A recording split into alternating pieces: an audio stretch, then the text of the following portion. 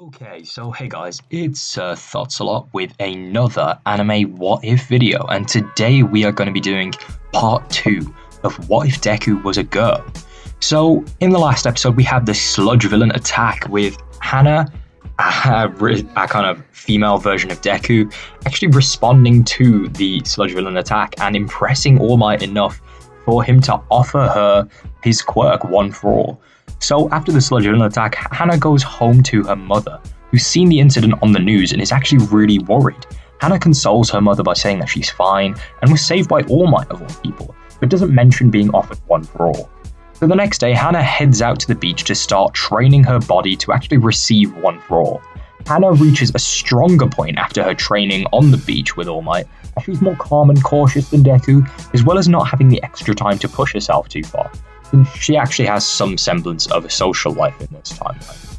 So Hana finally concludes her training with a more toned, slender physique, stronger and sturdier than initially, and she's ready to receive one for all from All Might. So All Might plucks out a strand of his hair, which she reluctantly swallows. The next day, Hana wakes up and goes to school just as usual, with the day being relatively normal. Hana wonders if the eating hair thing was just a dumb prank that All Might played, but remembers that he mentioned that she needs to let one for all flow through her before it'll start to do anything. Again, I'm going to mention, just like in the previous part, that I think the My Hero Academia world is just a little bit sexist. So I'm going to say that Hana actually helps out her mum with the cooking, and this is going to help her understand All Might's egg analogy in the story. And so she's going to be able to use 5% of one for all in full cowling mode right from the get-go. So let's skip forwards a little bit to the UA entrance exams. So as Hana heads towards UA building, she trips over herself and expects to face plant into the ground, closing her eyes and bracing herself for a harsh impact.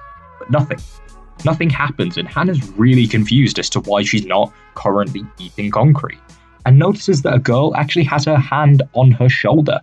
It's Ochako Uraraka, who smiles and says, "Sorry for using my quirk on you, but I thought you might not want to break your nose on the concrete just before the most important day of your life." So Hana smiles back and says, "Thanks, I appreciate it. I'm just really nervous and I wasn't really thinking about where I was going," and awkwardly laughs to herself. They walk together into the building, getting to know each other a little bit more, and separate when they reach the auditorium to go back to their seats. As they're parting, Hana looks at Uraraka and calmly says, "Hey, good luck." Uraraka smiles and responds with a nervous "you too," before walking away. After President Might's explanation of the exam, the race begins to get points. Hana braces herself, and as President Mike signals the start, she lets one for all flow through her body evenly to avoid her bursting. She imagines an egg in a microwave with the power set very low to avoid the egg exploding and the heat spreading evenly throughout her body. Hana takes a running leap, and as she plants her foot into the ground, she goes shooting forwards and towards the front of the pack, despite starting just a little bit later than everyone else. Hana sees a 1-point robot dead ahead, and a look of worry flashes across her eyes, and she thinks to herself, "You know what? I can do this." And she jumps into the air, looking the robot dead in the eyes. She closes her eyes tightly and lets herself kick as hard as she can. She feels her foot impact with the metal of the robot for a brief moment, before opening her eyes to see the robot's head smashed apart with a big crater in the center. This gives her some confidence, and she continues to run around, racking up points in the exam, until she hears a scream. She recognizes the voice, being the girl she made friends with before the exam started, and Hana doesn't hesitate. Despite seeing the 0-point robot, she runs towards the cries for help, and with the same blank look of determination smeared across her face that happened during the sludge villain attack when she went to save Bakugo, she arrives. The robot is still a small distance away from Uraraka. Her using one for all to run actually gets her there a little bit faster, but Hana still dashes towards the rubble as fast as possible and uses her strength to lift the rubble away and drag Uraraka away from the mess, helping her up. Just as Uraraka is ready to move away, she sees the giant robot towering above them and turn its head to her. Hana sees the eyes flashing a bright crimson. Hana's scared, just like when the sludge villain attacked her, but she snaps herself out of it this time. Having gone through that and now having a quirk, she's a lot more confident. And Hana decides she's going to do this. She gives herself a slap to the face and grabs Uraraka by the waist before running away as fast as possible. Just as Hana turns around to see how far away the robot is, she hears a horn, and the exam ends. She watches the robot power down and sighs a breath of relief, knowing that she's done it. This is it. It's alright. She saved her friend, and she's gone ahead and she's done as well as she can on the exam, and she's happy with her performance. So, as Hana's heading home, she's thinking. She's a little bit unsure. Despite being happy with her performance, she doesn't know if it's good enough. She still doesn't know if she's done well enough. I mean, UA is the best school in the world to her. It's the best hero school in the world in My Hero Academia, and she really wants to get in. And honestly, that's stressing her out a little bit. She's not entirely sure that she's done just well enough. She thinks maybe she wasted some time at the end with saving Uraraka, but she doesn't regret it. She thinks, you know what? I helped a person out, and that's what being a hero is all about. And she gets home and waits. Time passes on, and finally, Hana receives her letter from UA. She opens the letter, kind of worried initially, but All Might pops up in front of her, startling her a bit, and congratulates her on a stellar performance. She received 25 villain points and 50 rescue points throughout the exam for a grand total of 75 points, and actually did better on the written test than she'd expected. Since she hadn't overstrained herself in this timeline, she actually did surprisingly well. She wasn't tired out and she had time to actually study. So this placed her second overall, just after Bakugo, and she's really happy with this. And honestly, she wasn't expecting it at all. She wonders where she actually got an extra 50 points from, and is explained to by All Might. She got 50 rescue points for her saving of Uraraka.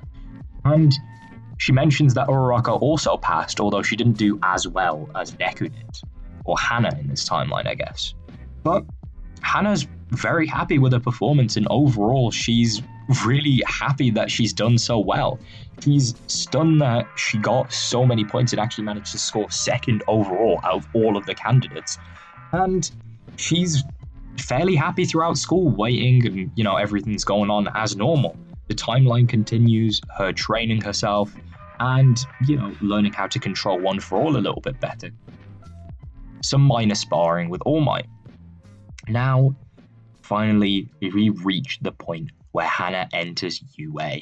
She enters the UA building, and the first thing she sees is Bakugo arguing with Ida. Now, in this timeline, she wasn't really told off by Ida for talking to Uraraka. She was more focused on trying to use it work, and so she's just a little bit like, who's this guy?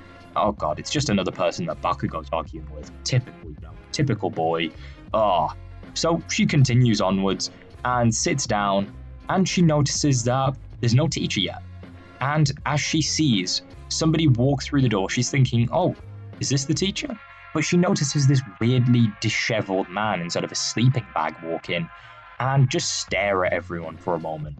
Bakugo stops his bickering and just looks forwards, and he's just really confused and gets a little bit pissed. The guy really doesn't say anything. And then finally he says, I'm Shoto Aizawa and I am your homeroom teacher. And everybody's shocked, this weird looking guy, homeroom teacher? Doesn't really fit with them. So, Bakugo does his whole thing where he's like, blah, blah, blah, blah, blah, starts arguing, and then basically gets told to shut up. So everybody goes ahead and heads out to put on their PE uniforms. And then we get the quirk test. Well, the test, because Aizawa wants to determine their potential. So everybody heads out onto the field and gets ready, because Aizawa mentions a little kick to this test, that if he's not satisfied with anyone's performances, and anybody who comes last, the person who comes last, they're getting expelled.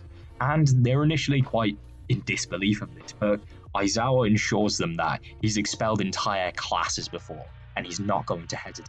If he thinks that they're not going to make it as a hero, he'll give them mercy, and he'll put them out of their misery early. And we're going to leave it at this point, with Hana looking kind of worried at this intimidating teacher who's threatening to expel people on the first day, on their first lesson. And yeah, we're going to leave it at that point for this episode. I think that's a fair point to leave it. And in the next episode, we'll be going over, the actual quirk test and hopefully moving on to the USJ arc. But that's where we're going to leave it for now. So I hope you guys enjoyed this one. Um, Honestly, I wasn't expecting this good a reception on the What If Deku Was a Girl. I did get some suggestions actually, about the name, but honestly, I think it's a bit too late at this point to change the name. Although I do really like the name Izuki because I think it's quite close to Izuku.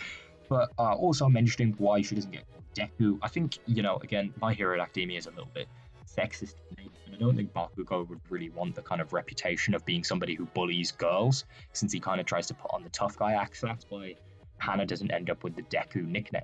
And so she is just going to be called Hana, which is nice and short to say anyway. So, that happens. But other than that, yeah, I'm really glad you guys have watched all the way up to this point.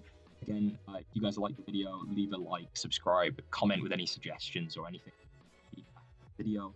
And if you haven't already, then if you're already subscribed and you haven't, then put the little bell thing, the thing that gives you a notification, so you'll know when I next upload. I try to upload every day or every other day at the very least. So, it's just nice to know when that's going to happen. So, yeah, thank you guys for watching. I'll see you guys in the next video. All right, bye guys.